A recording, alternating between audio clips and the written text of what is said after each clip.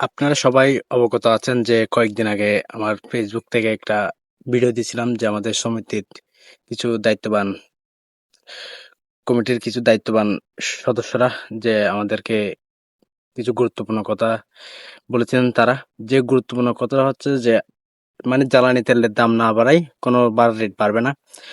এখন প্রত্যেকটা ড্রাইভার যারা আমরা রাইড শেয়ারিং করতেছি তাদের সবার ভাষ্যকর হচ্ছে যে তেল ঠিক আছে, তেলের দাম বাড়ে নাই, কিন্তু তেলের দাম না বাড়লেও যে আমরা পেট্রোল পাম্পে গিয়ে অনেক কষ্ট হচ্ছে যে ১ ঘন্টা ১.৫ ঘন্টা লাইনে দাঁড়িয়ে আমরা তেল পাচ্ছি ১০০ টাকার।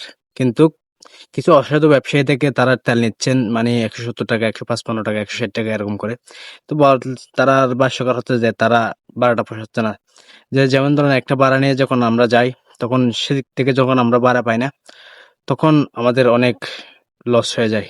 তার কারণে অনেক ড্রাইভারদের মানে এটা কষ্টের বিষয় হয়ে যাচ্ছে।